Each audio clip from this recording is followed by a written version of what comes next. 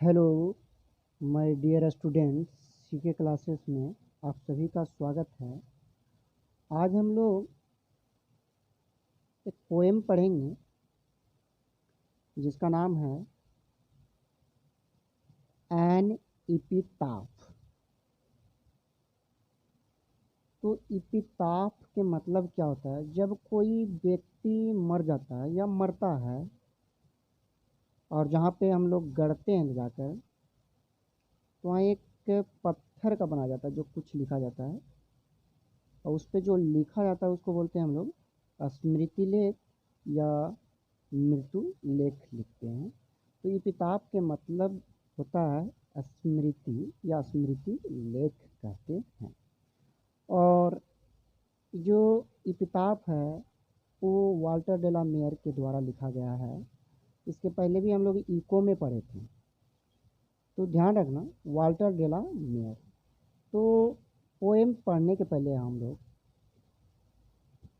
कवि के बारे में थोड़ा जानते हैं कि कवि का जन्म कहाँ हुआ, कवि कब जन्मा, कवि क्या क्या काम किया, कवि का मृत्यु कब हुआ, उसके बारे में हम लोग जानेंगे।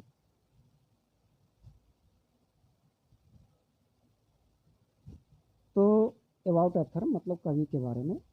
तो Walter de la Mare born in the village of Carlton. ये वाल्टर डेला मेयर के गांव का जो नाम था वो कार्लटन था, और ये कार्लटन पड़ता था केंट डिस्ट्रिक्ट, और इसका जो कंट्री था वो इंग्लैंड था। तो ध्यान दीजिए, बहुत इंपॉर्टेंट है। कभी कभी विलेज पूछेगा तो विलेज कार्लटन, और डिस्ट्रिक्ट पूछता है तो केंट, और राज्य पूछता है या कंट्री पूछता है तो इंग्लैंड बताना। ध्यान रखना मायने। ही वॉज बॉर्न इन, इनका जन्म हुआ 1873 में एंड डाइड इन या डेड इन 1956, 1956 में हुआ। इन्हें बच्चों के कवि कहा जाता था। बच्चों के कवि के मतलब होता है कि बच्चे के लिए छोटे छोटे पोएम लिखते थे। ये बच्चों के प्रति बहुत स्नेह रखते थे, बच्चों के लिए ये काम करते थे, बच्चे के लिए पोएम लिखते थे भी। He was a poet of children, या ये बच्चों के कविता he was a poet of children. His famous work, इन्होंने कुछ अच्छे लिखे, अच्छी किताबें लिखे। तो उनमें देखिएगा कि पहला है द लिसनर। ये बड़ा इम्पोर्टेंट है, याद रखना। The listener, songs for children, come hither. तो ये इम्पोर्टेंट है, इसको याद रखना, जिससे हम लोग के ऑब्जेक्टिव बनाने में काम देता है। अब आगे हम लोग पोएम लाइन बाय लाइन पढ़ेंगे।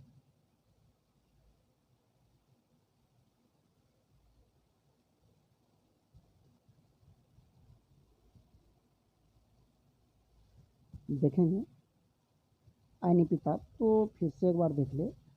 एन इपिताफ, एन इपिताफ, इपिताफ मतलब होता है मृत्यु लेख या स्मृति लेख, जहाँ पे मरता है और पत्थर पे उनके बारे में लिखा जाता है, वो इपिताफ कहलाता है। यहाँ पे देखिएगा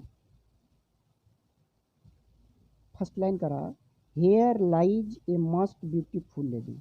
ये कवि जो है वाल्टर डेला मेयर, वो एपिताफ एक कब्र के पास जाता है जहाँ, और लाइज मतलब होता है आराम करना। तो कह रहा है हेयर लाइज ए मस्ट ब्यूटीफुल लेडी, और कवि कहते हैं कि यहाँ पे एक बहुत ही खूबसूरत महिला आराम कर रही है। ये कब्र के पास जाकर के कवि कहते हैं कि हेयर लाइज ए मस्ट ब्यूटीफुल लेडी। हेयर मने यहाँ, लाइज मने आराम करना, मस्ट ब्यूटीफुल मतलब बहुत ही खूबसूरत, लेडी मने महिला। तो बहुत ही खूबसूरत महिला यहाँ पे आराम कर रही है, वो कब्र के पास जाकर के ऐसा इमेजिन कर रहे हैं। आगे कहते हैं light of step. Light of step के मतलब होता है उनके पास यहाँ वहाँ जाने की शक्ति थी। मतलब यहाँ से वहाँ उनके पास ऐसा शक्ति था कि एक जगह से दूसरी जगह जा सकती थी। लेकिन कहते हैं हट वासी, लेकिन कभी कह रहा है कि कोई बात नहीं, उनकी यहाँ वहाँ जाने की जो आदत थी, शक्ति थी, उसे कोई प्रॉब्लम नहीं है। हट वासी, लेकिन वो हृदय की बहुत अच्छी थी, हृदय की बहुत पवित्र थी। आई थिंक यहाँ पे वाल्टर डेलामेयर कह रहा है कि आई थिंक, मैं सोचता हूँ, she was the must beautiful lady. यहाँ कवि सोचता है कि ये जो महिला है, शी मने वह महिला के लिए बहुत ही खूबसूरत, that इवर was in the best country. और कहता है डैट इवर कि बेस्ट कंट्री में इससे ज़्यादा कोई खूबसूरत हो ही नहीं सकता। लेकिन ऐसा जो इमेज है वो कवि वाल्टर डेलामेयर के है। ऐसा नहीं है कि वो सारे बेस्ट कंट्री के महिलाओं को जानते हैं, या ऐसा नहीं है कि बेस्ट कंट्री में इससे ज़्यादा खूबसूरत नहीं हो सकती है।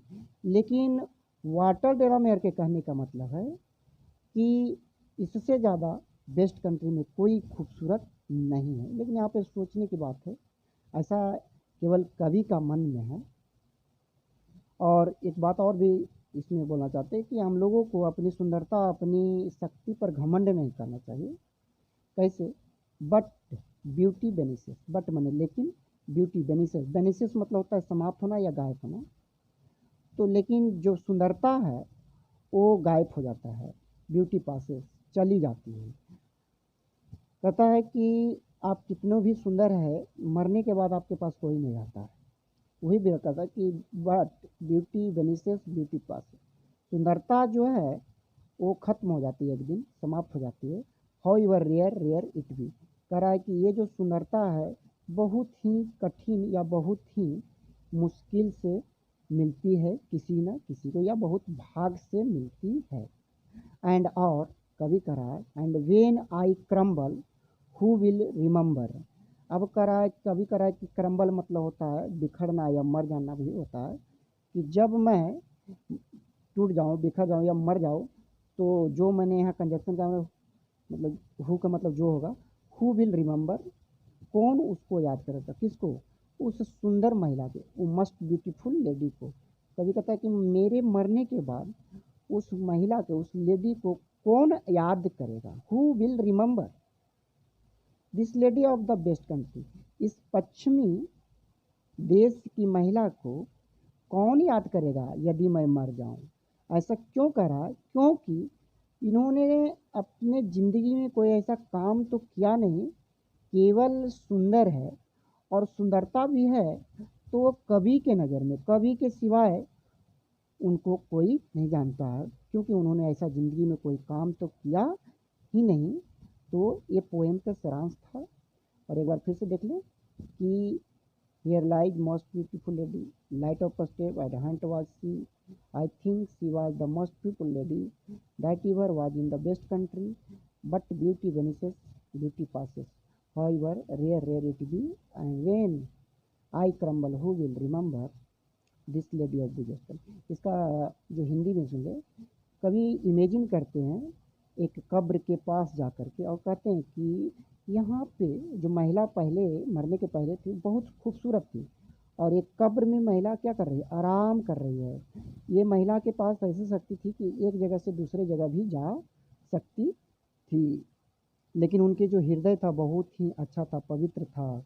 और कभी सोचता है कि ये जो महिला है बहुत ही खूबसूरत है, और बेस्ट कंट्री में इस महिला से मेरे अंदाज से कोई ज़्यादा सुंदर नहीं हो सकता। लेकिन कहते हैं कि सुंदरता जो है, खूबसूरती जो है, ताकत जो है, वो एक दिन ना एक दिन समाप्त हो जाता है। और ये जो खूबसूरती है बहुत कठिनाई से मिलती है, बहुत प्रॉब्लम से मिलती है, या किसी किसी को मिलती है।